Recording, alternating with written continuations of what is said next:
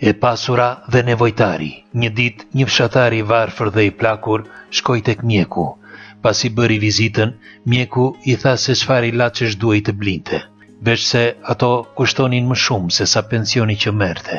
E kështu, e vetmja mënyrë për të mbledhur edhe disa para të tjera, i duhej që të shiste vezët që kishte. Pasi futi ato pak vezë në shport, shkoi në qytet me shpresë që diçka do bëj. Ul në një cep të rrugës dhe priti gjatë. Pas një farë kohe, pranë tij mbriti një makinë luksoze, ku prej saj zbriti një zonjë elegante, e veshur mirë. Meqense i kaloi pranë fshatarit, zonja e pyeti se sa kushtonin vezët. Ajo e dinte që ishin të freskëta, dhe ai ju përgjigj: "Po merrini edhe me 50 qindarka, zonjë. Do marr 6 vezë për $2. Përndryshe po i kifare." I moshuari kishte frikë se nuk do t'i shiste ato veza të ditë. Për më tepër, i duheshin para që të blinte ilaçe, e kështu ju përgjigj: "Dakord, moj zonjë, merrini me çmimin që dëshironi, sepse sot nuk kam shitur as edhe një kokër."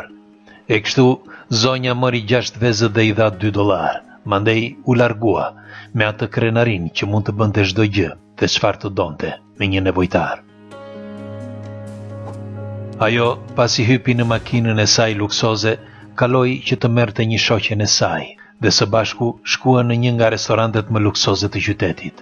Aty urdhëruan drekën dhe për të pirë, e pasi hëngrën pak nga të gjitha dhe lanë pothuajse një pjesë të madhe të ushqimeve mbi tavolinë, zonja thërriti kamarierin që t'i sillte llogarin. Dreka kushtonte jo më shumë se $35, dhe zonja i la 50 së bashku me bakshishin, pra $15 më shumë, kur 6 vezë të freskëta të një njeriu nevojtar kushtonin veç $3. Sa herë ju ka ndodhur që të shihni njerëz të tillë, që bëjnë probleme për t'i ulur çmimin diçkaje që është vërtet jetike, dhe shpenzojnë para pafund për flokët, për trupin apo për estetikën, madje edhe për gjëra të tjera që në fund të fundit nuk janë kaq jetike. Nga statistikat kemi vënë re që një pjesë për ju që shikoni këto video nuk jeni lidhur me këtë faqe. Do t'i lutesha nëse është e mundur, t'i bëni like faqes, juve nuk ju kushton asgjë. Së bashku veç informohemi më shumë. Kalofshi bukur.